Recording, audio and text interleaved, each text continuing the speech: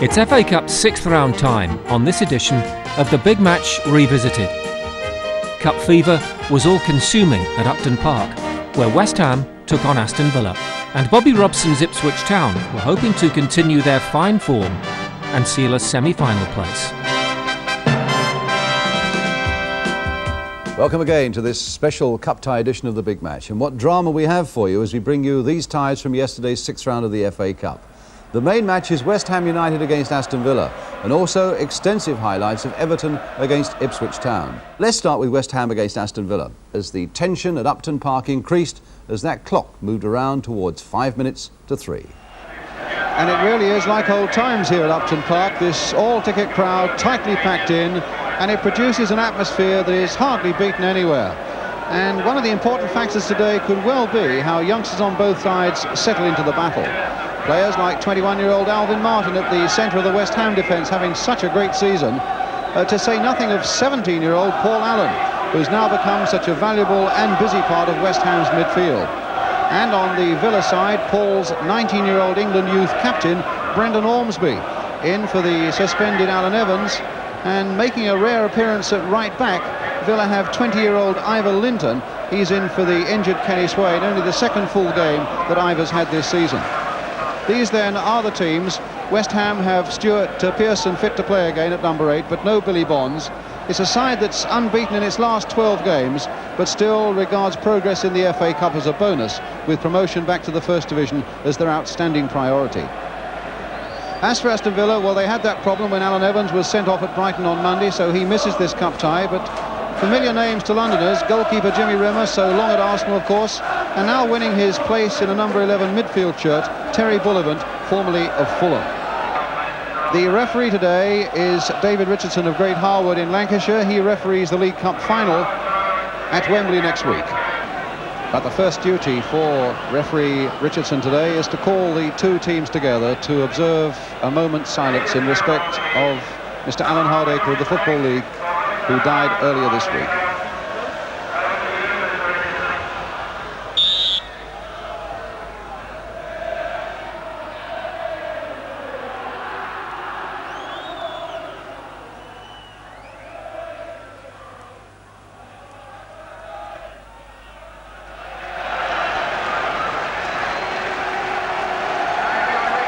And now the crowd getting ready for all systems go towards the FA Cup semi-finals.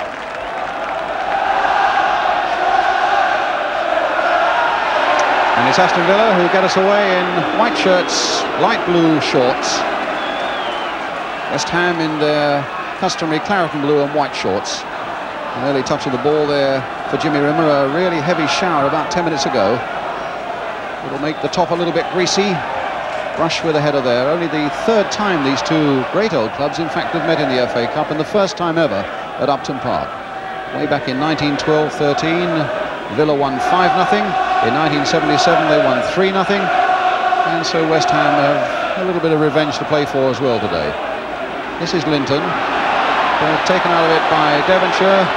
And a quick clash there involving Stuart Pearson and Ken McNaught. And a free kick to West Ham.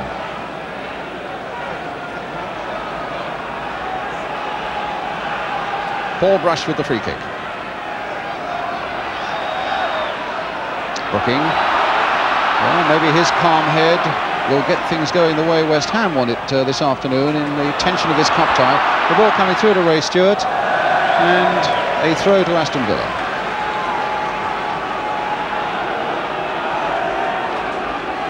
Linton with the throw.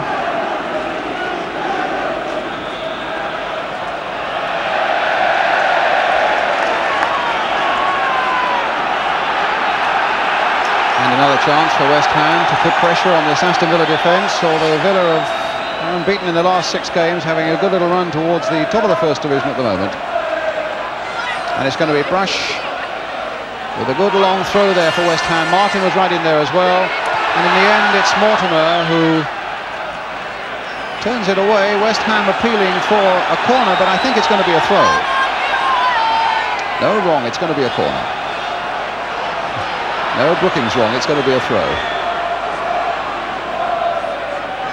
So Brush with a chance again of a good long throw here, but takes the short one out to Alan Devonshire.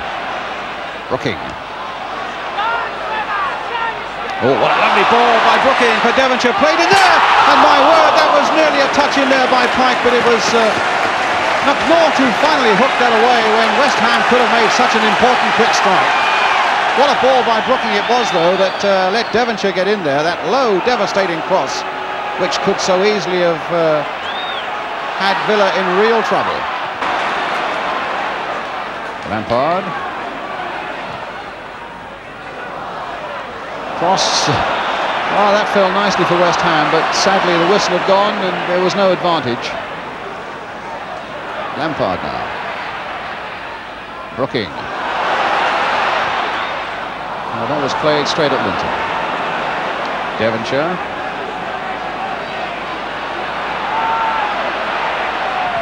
It's a powerful shot and called for a save. What's more?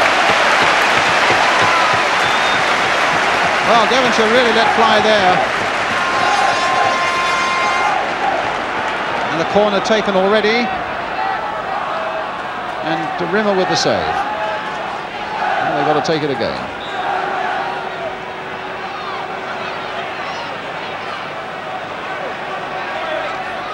Brooking with that corner once more. Floated right in there. That time Rimmer with his fists. Mortimer getting it away, but in fact there was a West Ham's Paul Brush getting in there. It was he who got the touch, and so it's a goal kick. Well, certainly the Villa manager Ron Saunders is getting together a good young side here. There he is, just poking up from behind the linesman there. Putting together a good young side here at Aston Villa. Little playing it on.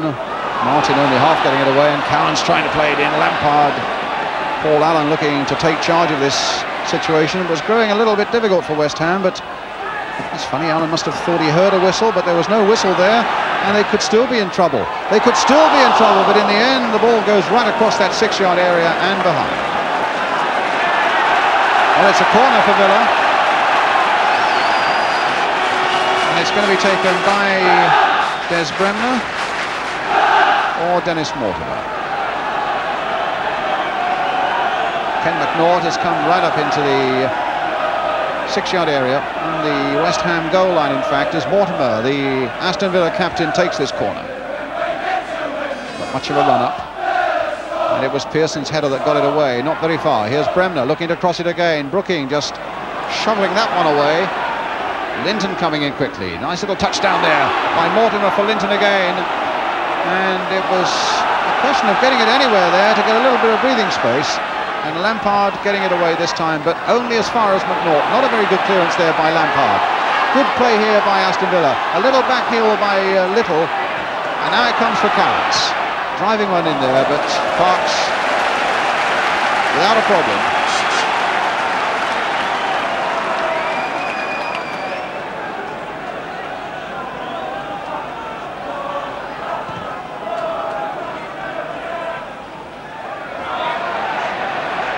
Free kick to West Ham.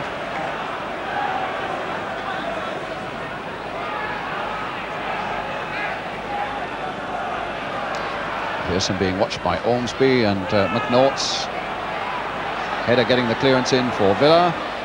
Devonshire trying to get Allen on his way, but Gibson, yeah, I thought so, and the linesman was indicating as well. A bit of elbowing there by Colin Gibson. He doesn't want to release the ball either, throws it away. The crowd not happy with that. A free kick to West Ham, taken there by Lampard. Now with Devonshire. Now for Lampard again. Floated in there nicely. Martin on the far side and straight into the arms of Rimmer. Well, they were slow picking up Martin.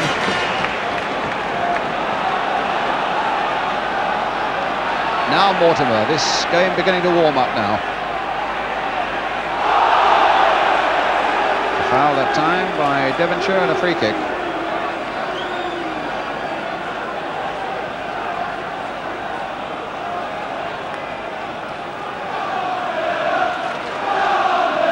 With the free kick.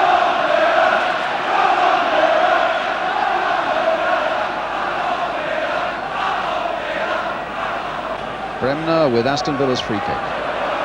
Wanting Pearson back 10 yards. Played in short there towards Brian Little. Oh, did well there, Little. Linesman flagging, the referee waving play on. Quite right there, the referee. And Villa get a corner.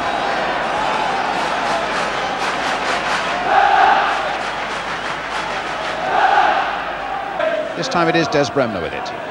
That's an interesting corner. My word, it very nearly caught West Ham out.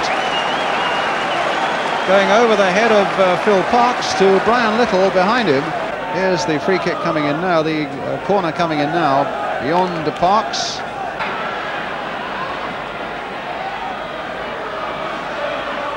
It's a good throw there by Devonshire for Brooking. Hit and pushed behind by Jimmy Rimmer. And West Ham almost producing a goal, well, really out of nothing. One throw and one shot and one save.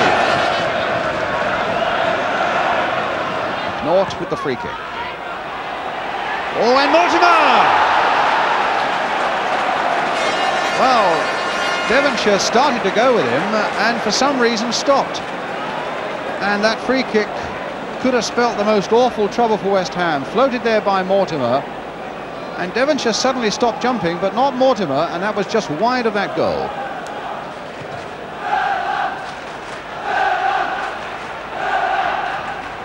Rush. Cross. Now Devonshire. Oh, this is a good run by him, then stopped at the last, but finds Allen. A lot of space down here for Lampard. Curling one in there towards Pearson, the little back header. Brookings in there, and in the end McNaught came in to take control of that situation for Aston Villa and put it behind, not for a corner because there had been an infringement, and it's a free kick for Aston Villa.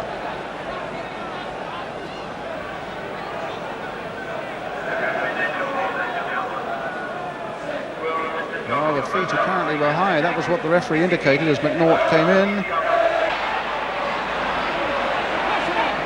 Cross again. Jeff Pike made in once more for Brooking, but Bullivant's there, and Brooking's got the better of him. Oh! Well, Bullivant was nearly caught out there, assuming that ball was going over the line, but Brooking certainly didn't make any assumption. And it needed a bit of agility there from Jimmy Rimmer. Devonshire.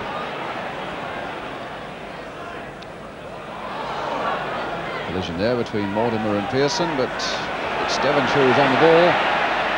Brooking trying to turn that again for Devonshire, does so, plays it back for Pearson, hit first time but well wide. Looking quite menacing, West Ham, as they come forward with a lot of enthusiasm about them.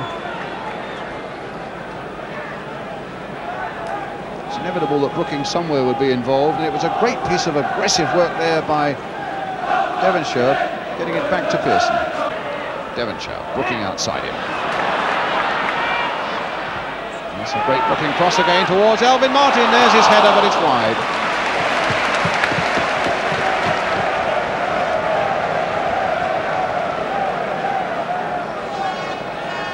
Brooking crosses always likely to cause problems. And Martin leaping well, but it's wide of Rimmer's far post there. Gibson. That's going to be Lampard's ball. Pearson well beaten in the air that time, and an advantage played there. And now cross. Can he make it count? No, it's pushed away by Rimmer. Well, the first real advantage that the referee played there. And suddenly Cross was clear of everything, but Rimmer came out and smothered it well. Devonshire, stopped by Gordon Cowles.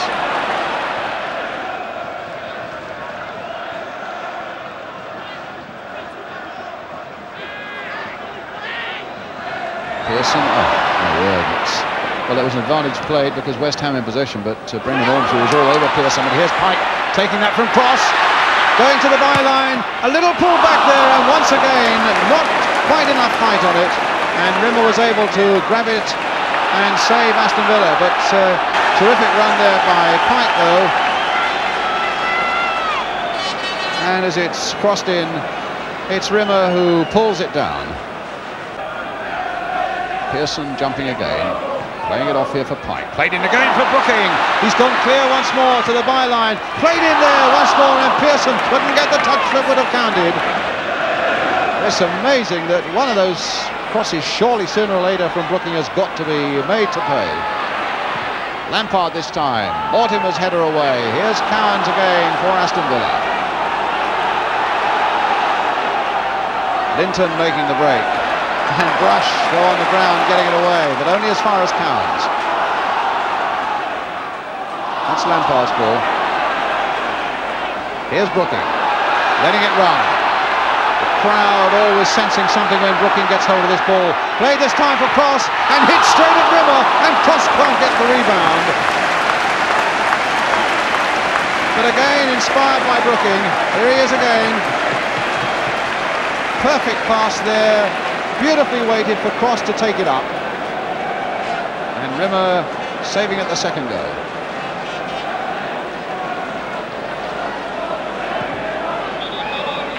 As the half-time whistle goes, West Ham have had so much the better of it. They've been close without being really close, but there's no question that Trevor Brooking has had an inspirational first half, and some of those crosses that have needed just the slightest touch to put West Ham into the lead, but there's not quite been anybody there to make that important touch. So a cup tie that is still very much in the balance, and a half-time score here at Upton Park. West Ham 0, Aston Villa 0, and we'll be back with the second half.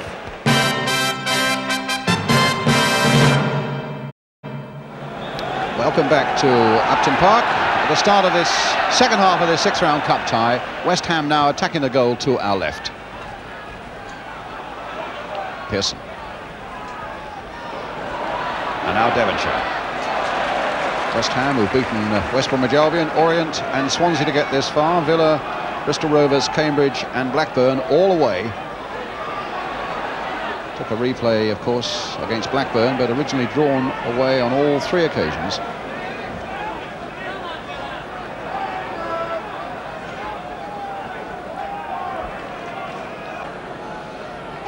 Not looking particularly happy with things at the moment, although his side are playing well without quite getting that finishing touch.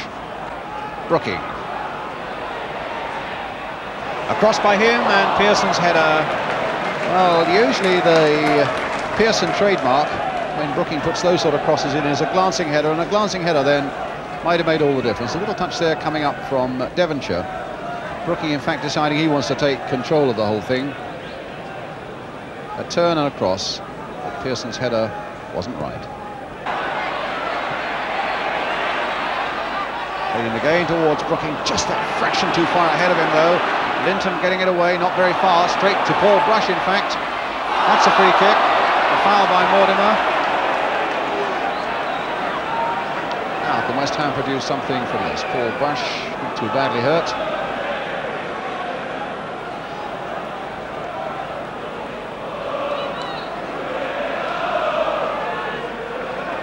About 30 yards out. Cross, Martin, Pike and Pearson on the far side. Stewart driving the ball too high.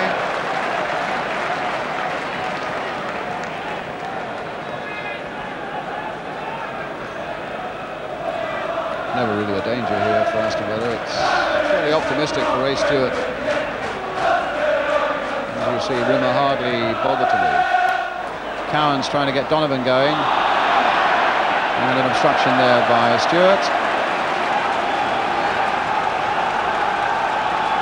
and a free kick for Villa.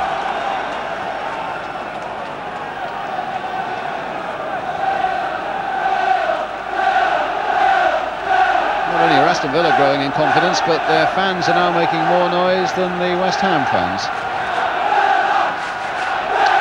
Gordon Cowans with the free kick for Aston Villa. Floated in there, it's a good one too. Parks really had to be positive. He was attacked by about 3 or 4 white-shirted Villa players then. And in the end, Linton there stops Devonshire. It'll come through for Donovan. And Martin getting in before Little, and Aston Villa get a throw. Another throw, there's John Lyle with Billy Bonds. Jeff Pike is the man whose attention he's trying to attract. Martin challenged by Little. Now Paul Brush. Devonshire letting it run, and it ran well for him. Letting Lampard come up. Devonshire on the far side. Getting down by that byline now. Played for Lampard, played in there once more, and Brooking trying to turn on the ball there. Lampard trying to get in there, and West Ham just again couldn't find that finishing touch.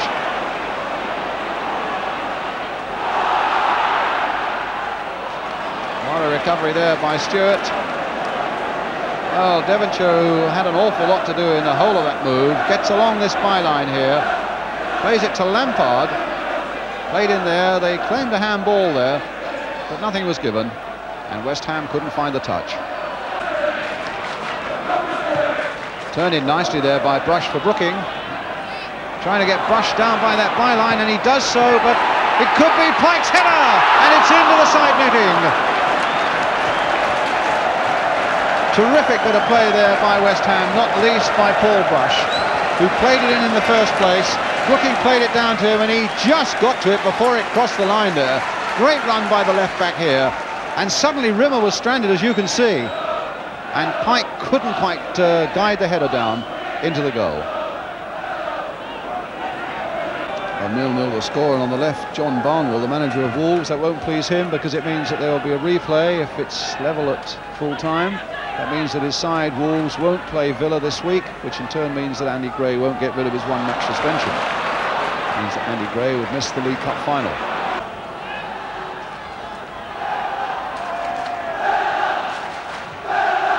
Lampard.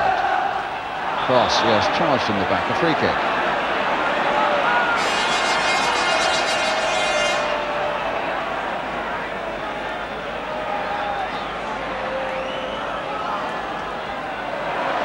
West Ham's throw.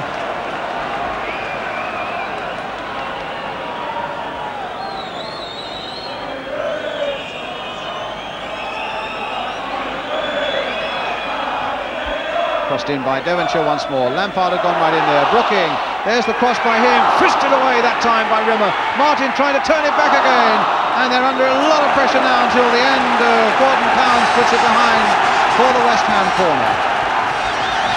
Well, that could have been a flurry. It's a corner instead. Brooking crossing it in. Rimmer with the header, or rather with the fist. And Brooking with the corner now. The lines are not happy where the ball is not inside the quadrant, so that's fair enough. Now, Brooking with the West Ham corner. Hit high towards Alvin Martin. That looked like a handball, and a penalty given. My impression was it was McNaught, and Ray Stewart, the number 4, what a task he's got. He's given a penalty. My feeling was it was Ken McNaught, and there's no doubt about it that Ray Stewart, 10 goals this season, 8 of them from the penalty spot. Let's have a look now as that comes in. That was a handball by McNaught. Well, Ron Saunders, the Villa manager, wondering if it's all going to be in vain, this defensive battle. Ray Stewart and John Lyle here, just wanting to see that ball in the back of the net. And the man who's got to put it there for West Ham is Ray Stewart. I tell you, Jeff Pike's not looking for one. And neither is Alvin Martin, neither is Paul Brush. So we have some of the West Ham players not looking. It's Ray Stewart, and he scored!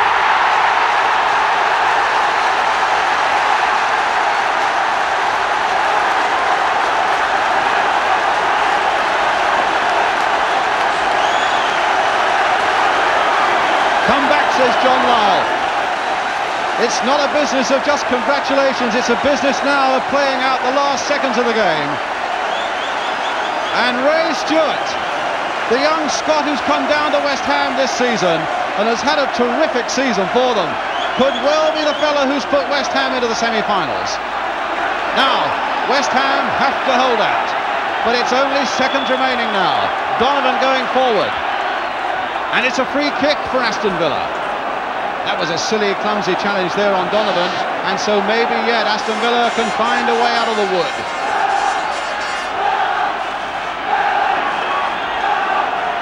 West Ham wall has got to line itself up. Devonshire's helping them. Parks is active behind them. Mortimer and Cowans and Bremner behind it. It's Cowans with the drive, and Parks was down behind it. It was a very good drive by Cowans as Devonshire attacked the ball through the gap there, and look how important that save was. Touch and go now. It's a throw to West Ham. The crowd beyond where that kick's being taken, just look at them. They see West Ham in the semi-finals, and it's Ray Stewart's penalty kick that's going to put them there. Brooking taking the ball over to the corner. A throw to Aston Villa. We've played already well over a minute of injury time.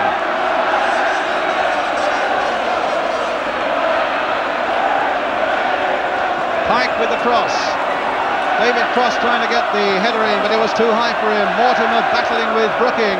Devonshire getting it away here for Stewart. And into the crowd it goes. A minute and a half of injury time played, but it's over now. And West Ham go into the semi-finals for the fourth time in their history. Ray Stewart's penalty at the death is the one that's killed off Aston Villa. My word, how well they defended, and sportingly are going across and there are handshakes all round. What a dramatic finish. Trevor Brooking, a brilliant first half and not so much to say in the second. And the Villa players going off absolutely stunned. So near for a replay for Villa.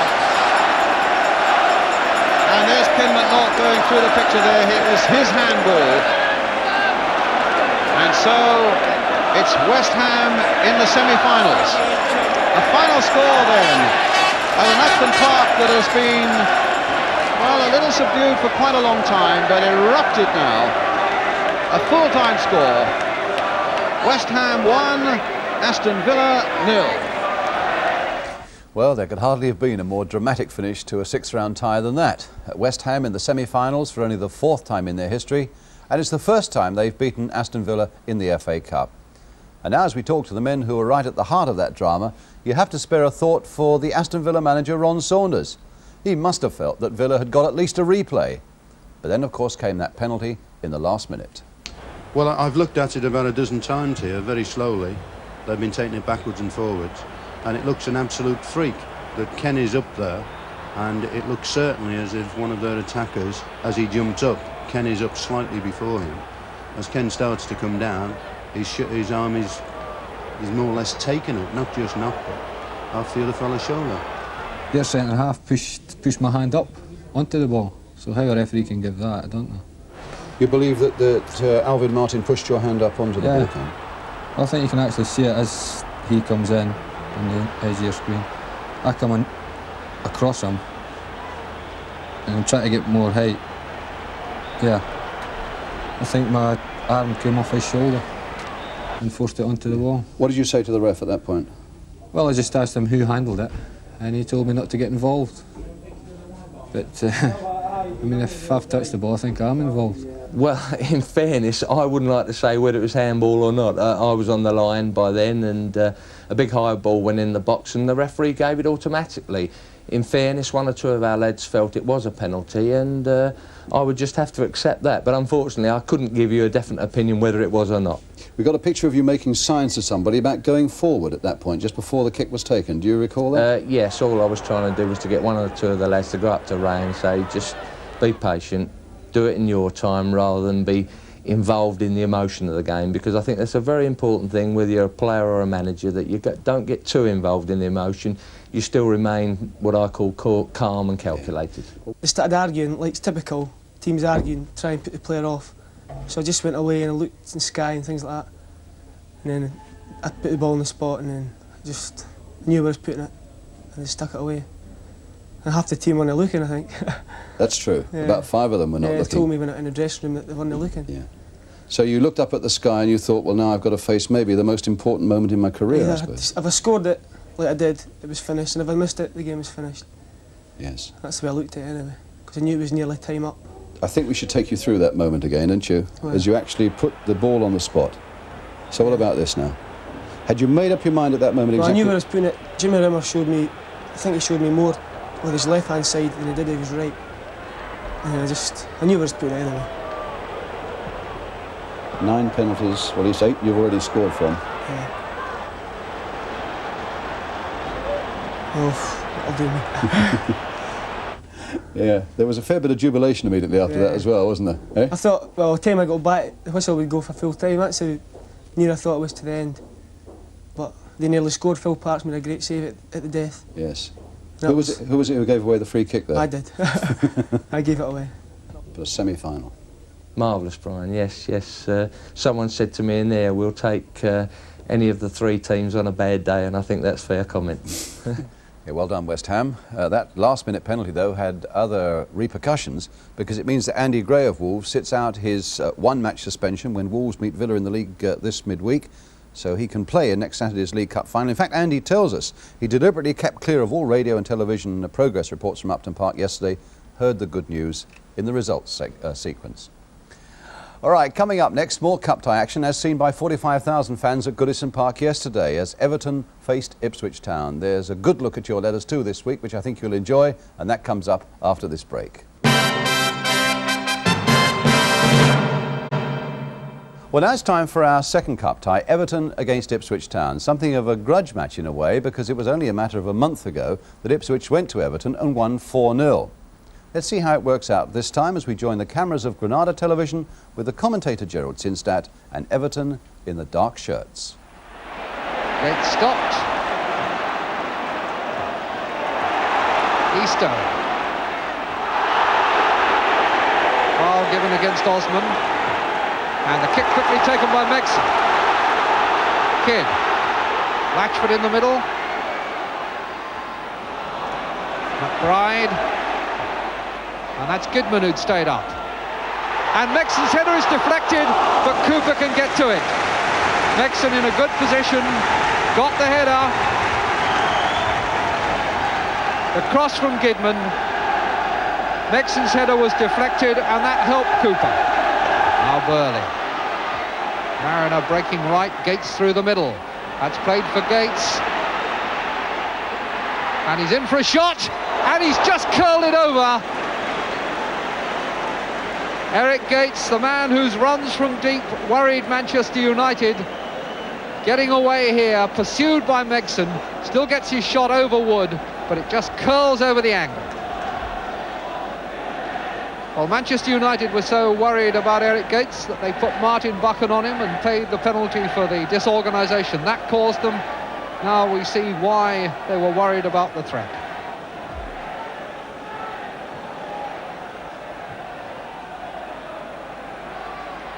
Mills. Foul given for the challenge by Wright on Brazil. Alan Brazil, Scotland under-21 international.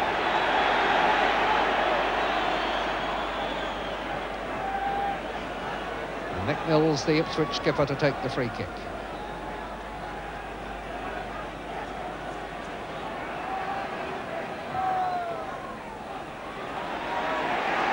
Gates turning, covered by Megson, still got it across, and Walk shot was a bit hasty and hooked wide. It's John Walk.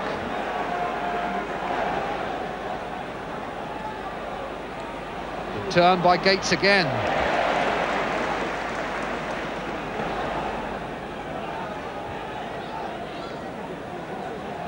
Bailey on the near post, number 3.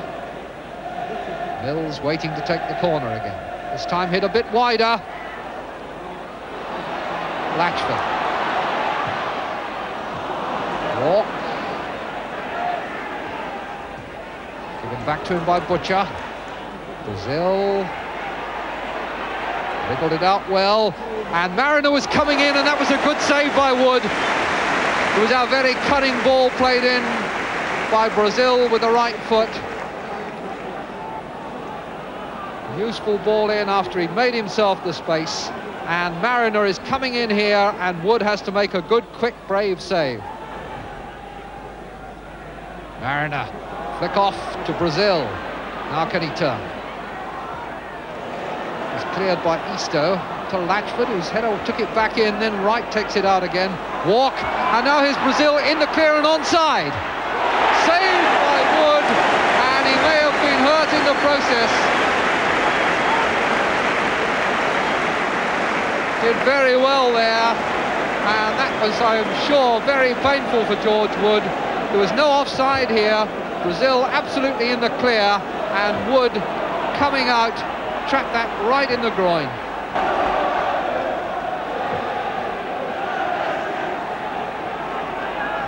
Kid against Osman. Gidman.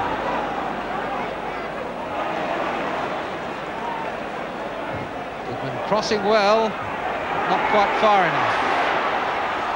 Easto, can he find room for a shot? It was blocked by Butcher, and now Tyson's little dummy just finds him the important yard of space, and he coolly clips it back to Cooper. Such calm and such confident skill in his own penalty area. Burley, offside, Mariner caught again.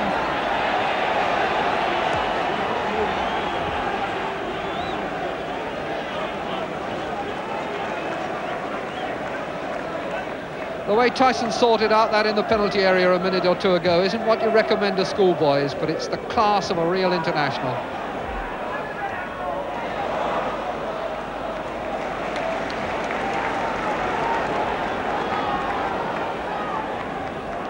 Gidman taking the throw to Kidd and back again. And then Gidman crossing, and that's found Latchford, and it's a goal! Latchford keeps his record going in this season's FA Cup. A goal in every round so far, and that one a goal of classic simplicity. The throw to Gidman, Gidman's right foot cross deep beyond the far post, and Latchford's header beats Cooper, and it's inside that post. The goal has given the cup tie exactly what it needed. It was keen and competitive before, but there is real tension, real electricity now. Right. Bailey.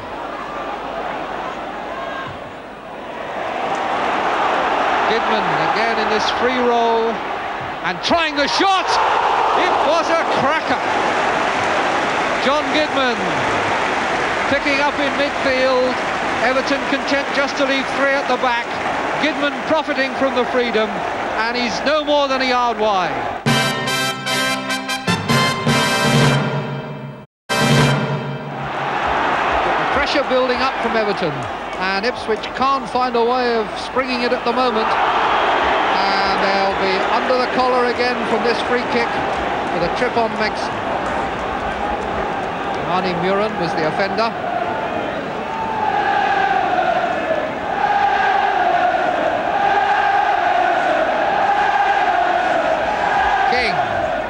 Lyons rising, handball, well, it's not given, but there was certainly a hand up there, and Lyons is infuriated, Mr. Hunting unimpressed. Played in, and there is an offside flag now, and that's a free kick to Everton, but the fans clearly think there should have been a penalty here. Well, that looked certainly like handball. Well, Everton thought they had no luck over penalty decisions in the derby game against Liverpool last week. And I'm sure they won't feel too pleased about the decision this week either.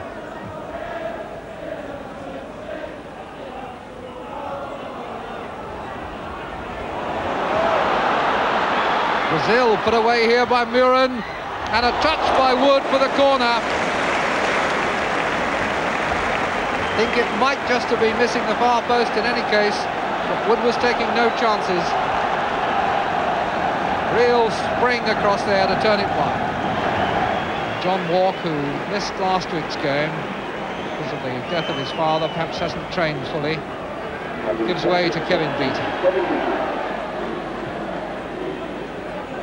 Mills is going to go into midfield.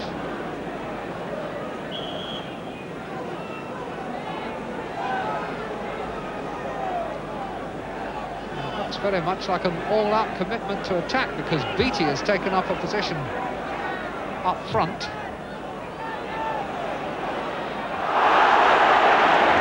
Foul on Kidd, only a yard outside the penalty area. Wonder if Everton can do the trick here. Cooper prepares to marshal his defences. Slap bang in the middle. Placing the ball, I'd have thought, a good 5 or 6 yards deeper than where the incident actually happened.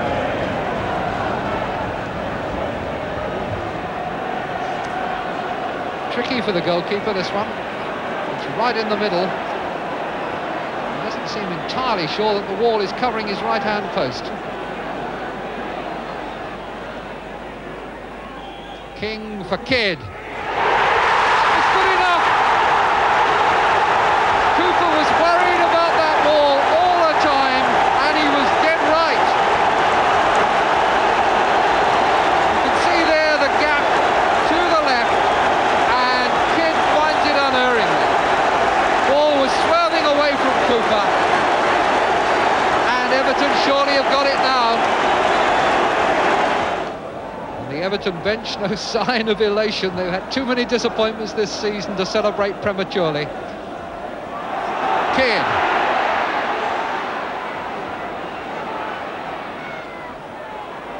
Still Kidd, and that's a good cross where there are men free. Excellent shot saved by Cooper with his legs. Easter, and again it's Cooper. Well, with just over 5 minutes to go, Everton can probably afford to miss them, but that was one really spurned. Mexon seemed to side-foot it, and Cooper just turned it away. And then a good save by Cooper. Meanwhile, Ipswich have a corner at this end. Good glancing header. Butcher was in again, and the ball is out for a corner. Keep cool, says George Wood. Billy Wright shouts. Who keeps cool in the tension of the last 5 minutes of the 6th round of the FA Cup? Header in, and again, but it's kicked clear. Lyons doing the captain's job and relieving the pressure. Tyson's free kick, headed at the near post, and then Beattie gets one back. Now then, a minute and a half left. Is it enough? That goal had been threatening with the pressure that had been created. Header at the near post, and then Beattie soars above them all to turn it in. 2-1 it is. Header by Lyons, but Everton have done it. They've knocked out Ipswich. Gordon Lee off the bench, a handshake from Bobby Robson, jubilation for the Gladys Street crowds, and goals by Bob Latchford and Brian Kidd see Everton into the semi-final of the FA Cup. And after a season when so often the fans have shown their disappointment with the performance of the Everton team, now there is only mutual admiration. So Everton into the semi-finals, and what is left of the FA Cup now is a battle exclusively between Merseyside and London. West Ham and Arsenal, who yesterday beat Watford, Everton and Liverpool, who of course knocked out Spurs. And on the big match today, I think we've truly had our share of drama and excitement, and indeed the cup story of the weekend, that last-minute penalty win for West Ham United. And when you look at it again, you get another chance to judge for yourself that crucial decision, to wonder at the nerve of young Ray Stewart, and to see how it brightened up the afternoon for that West Ham manager, John Lyall. Now, Brooking with the West Ham corner. Hit high towards Alvin Martin. That looked like a handball, and a penalty given. I tell you, Jeff Fike's not looking for one. And neither is Alvin Martin, neither is Paul Brush. So we have some of the West Ham players not looking. It's Ray Stewart, and he scored!